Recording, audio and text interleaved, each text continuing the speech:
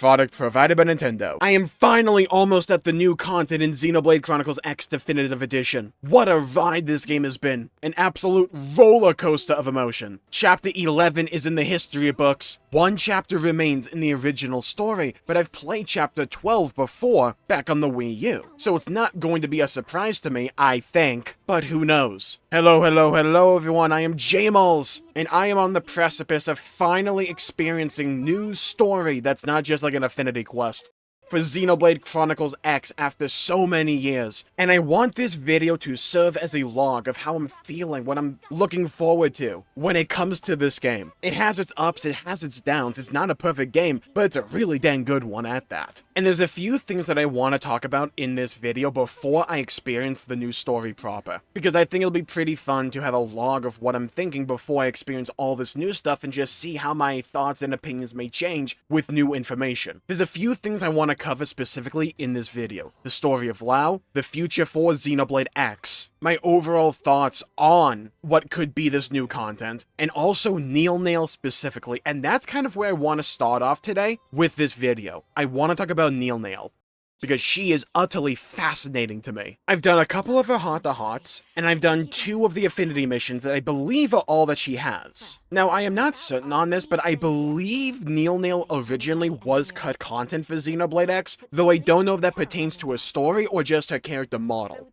However, it feels deliberate to me, and this is what I kept thinking of when I kept experiencing the affinity missions for Neilnail specifically. It feels so intentional adding her into Definitive Edition, whether or not she's cut content, because the story she brings to the table is related to what's going on, but it also just is a bit removed. And it's interesting that this is what they chose to focus on when it came to Neilnail as a character. She is a cosmo-archaeologist, essentially Space Indiana Jones with furry ears.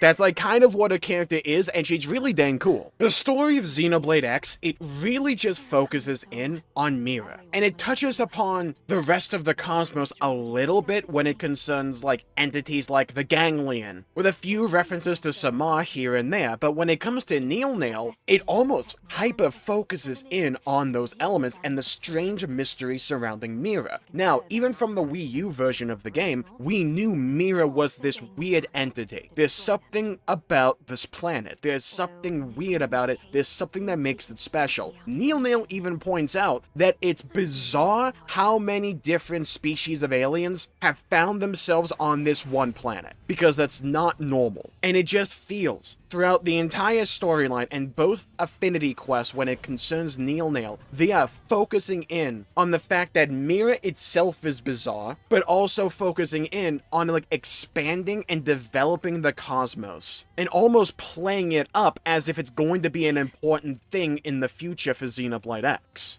It's absolutely fascinating to me that this is what they're focusing in on when it concerns Neilnail, and how we actually addressed the giant halo ring out in Oblivia, which was really cool to me, and that it's like, yeah, almost certainly a halo ring. Look, that's just my halo brain rot creeping in. But like, even Neilnail like points out like, that ring is used to create, but for whatever reason, Oblivia was left in the state that it's in, or possibly even turned into the deserted wasteland. Just building on the lore, on the mythos, and also developing Clue's society almost as if it's going to be important in the future. And I don't think this new story in Definitive Edition will necessarily entirely focus on that kind of stuff. I don't even know if Neilnail will even be addressed when it concerns that element.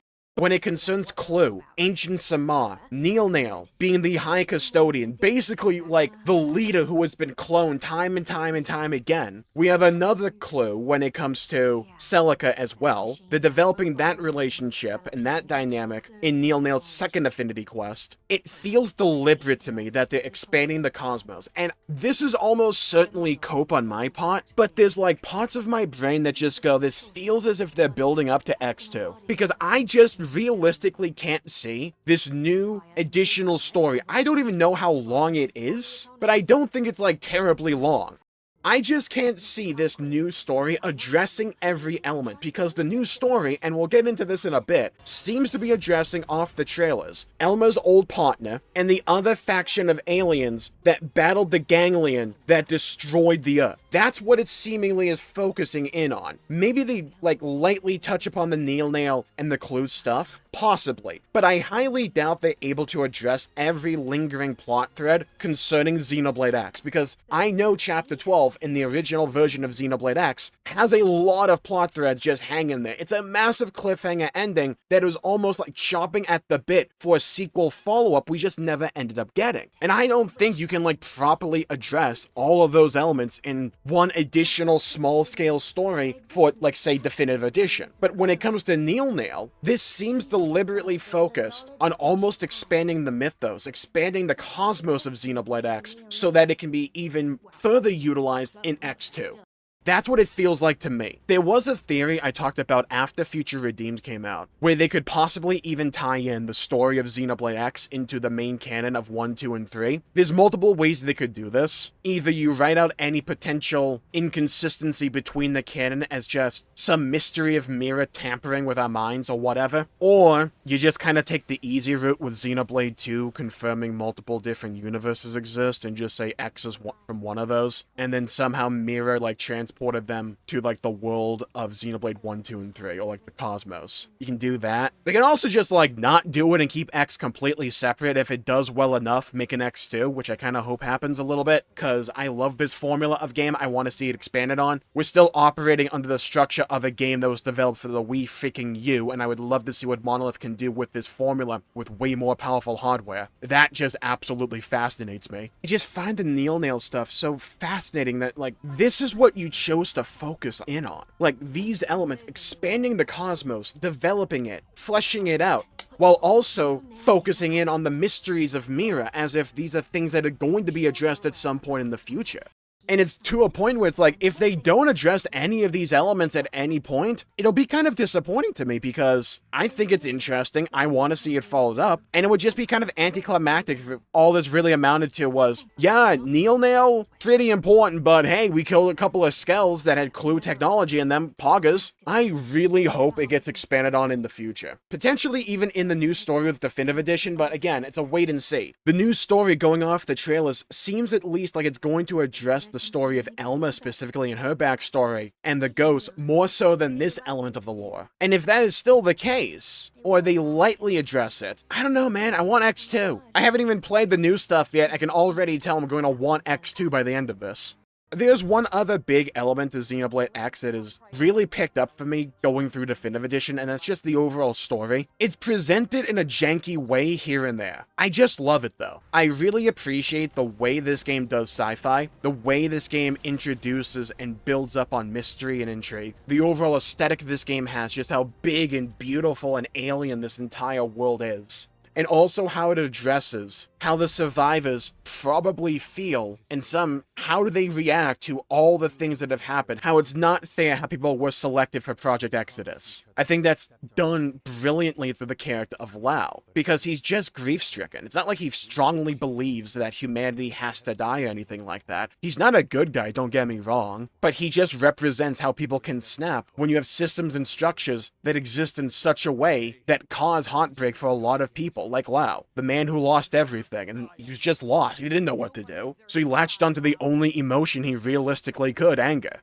But he's not some grand villain or anything like that. He didn't believe that strongly in his principles either. Lin was able to snap him out of it with a bit of talk no jutsu in a couple of minutes, and while some people may view that to be a bit anticlimactic, I view it to be in line with Lao's character and just how people probably feel when it concerns the White Whale and Project Exodus overall. Just a bunch of strong emotions, and people react to them differently. I think Lao is one of my favorite antagonists Xenoblade has, overall, and he's also a character that is seemingly going to get a bit more development when it concerns the new Definitive Edition story, so my opinions of him will likely continue to improve as I play more of the new stuff. Because, yeah, I haven't done Chapter 12 in Definitive Edition yet, and maybe there's a twist where they try and tie it into the new stuff because that's the end of the original story, but I remember the original story with Chapter 12. I know he has a great moment there.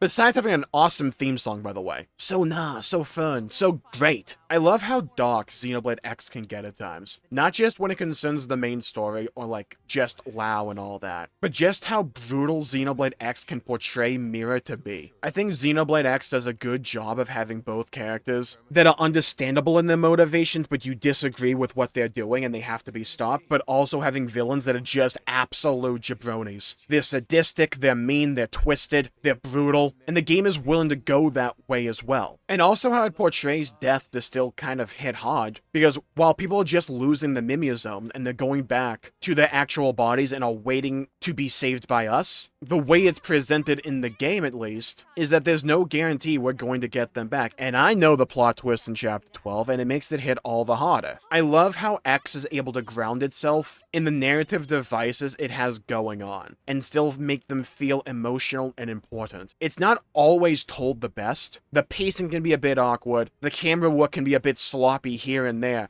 but then it just like randomly locks in like it did for the Nagi Affinity Quest, the second one specifically, and it's just absolute cinema. Perfection, start to finish. Like, sometimes can Xenoblade X be a bit slow? Absolutely, especially like most of the first Affinity Quests. I've enjoyed the second ones for pretty much every character though. HB's really surprised me because in the original version of Xenoblade X, I didn't do all that much in the way of heart-to-hearts or Affinity Quests, but I've been really pleased with most of them. Like I said before, Xenoblade X is far and away from being a perfect game, and I think Definitive Edition shores up a lot of its weakest elements from the original version, the UI, pacing in combat, cutting back on a few too many systems, and while a few weaknesses, mainly in its presentation of story elements, still kind of remains a bit, I can look past a lot of those elements and just appreciate what is there and what I like. And there's a lot to love when it concerns Xenoblade X.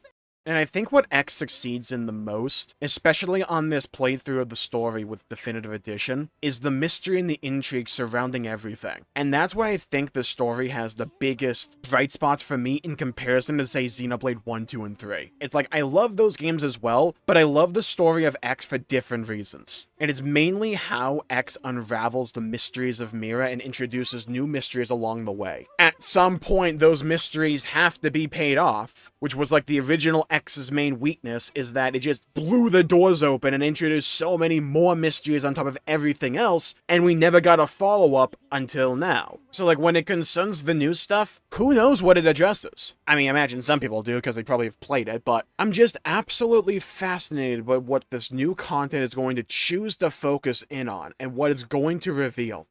And I'll be interested to see if they just try and address everything and close the book on X permanently. I don't see how you can do that in a completely satisfactory and meaningful way with just a short new story added on to the end of the game. I'll be interested to see how they do this though, or if they're going to deliberately leave the doors open to a follow-up at some point in the future. And I think with that, I'll call the video there for today. Thank you all for tuning in. My pleasure for making the video. If you enjoyed it, please leave a like and subscribe. It really helps the channel out and helps support future content, and I greatly appreciate it. Leave a comment down below with what your favorite chapter in Xenoblade X has been main story-wise. For me, it's 11. I love Chapter 11, I love Chapter 8, and I also love Chapter 5. I think Chapter 5 is right up there for me because I love the mimeosome reveal. And also, let me know who your favorite character is and why it's Elma. Thank you all for tuning in, stay safe, have a great day, and I'll see you all next time. Bye-bye, everybody, until we meet again!